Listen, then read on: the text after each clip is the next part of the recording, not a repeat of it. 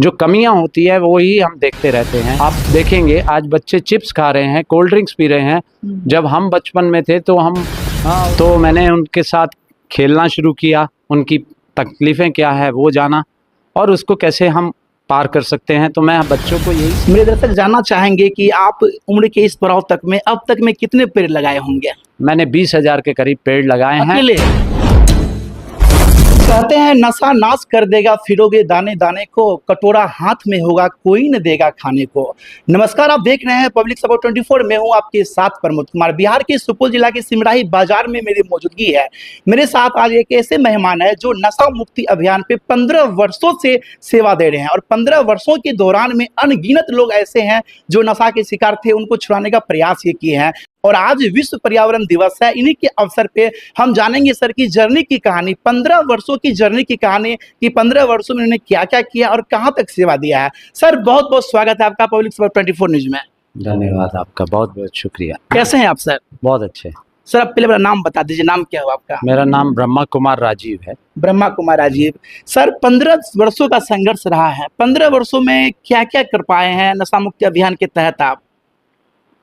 ये तो बहुत लंबी यात्रा है। जी जी जी। और इसमें हमने जब शुरुआत की थी तो मैं सिर्फ स्कूल में बच्चों से मिलता था। जी जी। और बच्चे जब मैंने देखा उनकी क्या अवस्था है और वो कैसे इससे बचें, तो मैंने उनके साथ खेलना शुरू किया, उनकी तकलीफ़ें क्या है वो जाना और उसको कैसे हम पार कर सकते हैं। तो मैं बच्चों को यही सिखाता हूँ हर स्कूल में कि वो अपने से कैसे प्यार करे। जो अपने से प्यार करेगा वो कभी भी नशे की ओर नहीं जाएगा। ये मेरा पूरा जीवन का ये सार है कि हर इंसान अपने से प्यार करना सीखे। 15 वर्षों में बिहार के अलावा कहाँ कहाँ आपकी यात्रा रही आपकी? मेरे करीब 12 स्टेट में मैंने ये काम किया है। 12 स्टेट में? जी जी जी।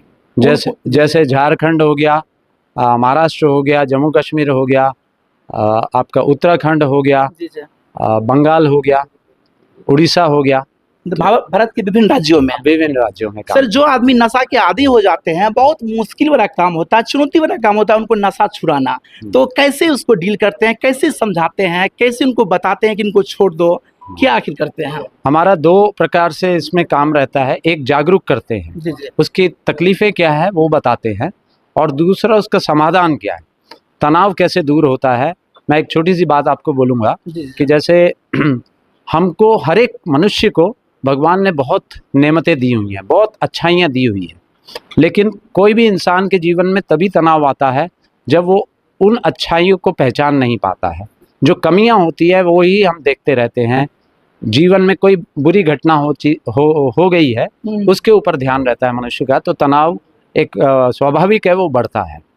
तो अगर जीवन में खुशी चाहिए तो जो मिला है उसके लिए हम ईश्वर को धन्यवाद दें, और जो नहीं मिला है वो समय आने पे ईश्वर जरूर हमको दे दे। सर 15 वर्षों के दौरान में कोई ऐसे क्रिटिकल पेशेंट जिनको आप नशा छुड़ा दिए हो, क्या कह करके उनकी कोई दास्तान है तो सुनाइए हमारे तमाम दर्शकों को।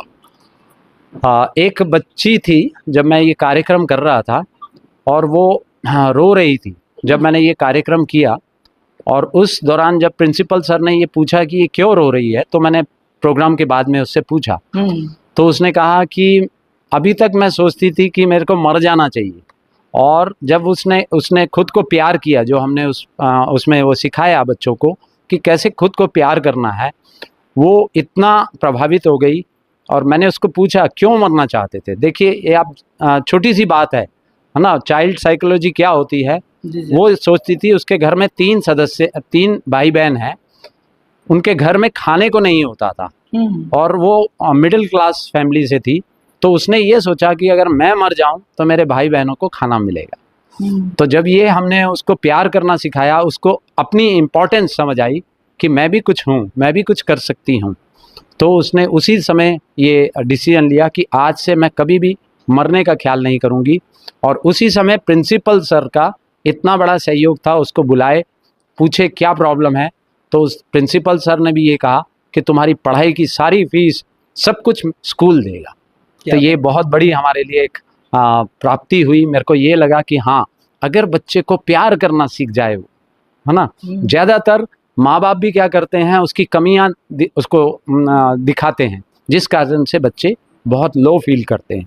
उसको एक चीज़ कहा जाता है समाज के अंदर में, तुम्हारी बहन इतनी अच्छा पढ़ती है, तुम्हारा दोस्त इतना अच्छे नंबर लाता है। लेकिन मैं ये कहना चाहता हूँ कि हर बच्चा, वो हो सकता है पढ़ाई में अच्छा ना हो, लेकिन वो हो सकता है बहुत अच्छा फुटबॉल खेलता है, क्रिकेट खेलता है, गाना गाता है। तो अगर वो अच्छाई उसके माता पिता उनको ये बोले तुम जो हो जैसे हो बहुत अच्छे हो, तो कभी ये प्रॉब्लम आएगी नहीं। और इसके लिए हम टीचर्स को भी क्लासेस लेते हैं, पेरेंट्स का अलग मैं सेशन लेता हूँ और बच्चों को अलग एजुकेट करता हूँ। सर, आप अपने अनुभव से बताइए कि नशा के जाल में लोग फंस कैसे जाते हैं, संक्षेप में। इसका जो है मुख्य कारण ये है, एक तो बुरा संग, जी जी जी। और एक हमारा खान पान बिगड़ चुका है। जब हमारा शरीर में, अगर आप देखेंगे आज बच्चे चिप्स खा रहे हैं, कोल्ड ड्रिंक्स पी रहे हैं। जब हम बचपन में थे तो हम हमारे घर में दही छाछ होता था, बहुत चीज़ें ऐसी होती थी, है ना, सत्तू पीते थे। आज मेरे को एक भी बच्चा आप बताइए जो सत्तू पीना जिसको अच्छा लगता है, और उसके माँ बाप भी इनकरेज नहीं करते। तो जब तक हमारा खान पान के ऊपर हम नहीं ध्यान देंगे, जो ब्रह्मा कुमारीज में बहुत इसके ऊपर काम किया जा रहा है, तब तक ये चीज़ें मुश्किल लगती हैं। लेकिन ये सुधार आ रहा है जब हम बच्चों को सिखाते हैं कि फल ज़रूर खाइए, कुछ कच्चा खाइए, तभी आपका स्वास्थ्य अच्छा होगा। तो एक तो खान पान, दूसरा बुरा संग, और तीसरा जो मोबाइल में ऐसी गेम्स आ रही हैं, उसके कारण भी वहाँ बच्चे फंस जाते हैं और फिर वो नशे की ओर जाते हैं।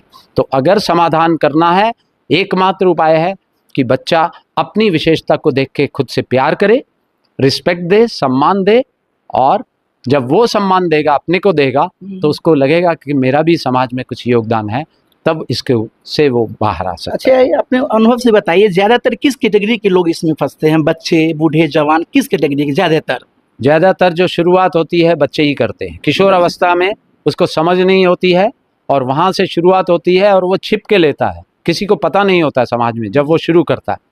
और धीरे धीरे धीरे जब वो फंस जाता है तो अपने आप को असमर्थ सोचता है। तो असमर्थ नहीं, इससे निकला जा सकता है। निकलने के लिए उसको बस इसकी राइट नॉलेज मिले। और दूसरी चीज़, ब्रह्मा कुमारीज में मेडिटेशन सिखाया जाता है। जो ध्यान होता है, ध्यान से बहुत शक्तियाँ जागृत हो जाती हैं अपने अंदर की, और वो अगर शक्तियाँ जागृत हो गई तो दुनिया में कोई भी इंसान नशा बहुत आसानी से छोड़ देता है। जो मैंने अभी उदाहरण दिया था कि ब्रह्मा कुमारीज में 10 लाख सदस्य हैं जो एक भी नशा नहीं करता। कुछ ऐसे सदस्य थे जब वो पहली बार आए तो नशा करते थे, इतना ज़्यादा करते थे कि सुबह से शराब पीते थे। जब उन्होंने ध्यान सीखा, काम किया, किसी का 2 महीना, किसी का 3 महीना के लिए, उसके बाद में आजीवन काल वो छोड़ दी। क्या बात है सर। 15 वर्षों के दौरान में कितने ऐसे शख्सियत है जिनको आप नशा छुड़ा दिए हैं? अगर अनगिनत होंगे, फिर भी कितने आपके अंदाज से? देखिए, ऐसा है, हम तो आगे बढ़ते जाते हैं। और ये ज़रूरी है कि मैं अगर 5 साल बाद भी किसी जगह पे जाता हूँ तो वो बच्चे हमको पॉजिटिव रिस्पांस देते हैं, सर मैं ये करता था और मेरा छूट गया है। तो ये, इसकी तो कोई काउंटिंग मैं कर नहीं सकता, लेकिन बहुत अच्छा रिजल्ट है। इस वक्त कहते हैं सर, और मैं ये मानता हूँ कि अगर मैंने 500 बच्चों का अगर कार्यक्रम किया, उसमें एक बच्चा भी मैंने बचा लिया, तो मेरा वो प्रोग्राम सक्सेसफुल है।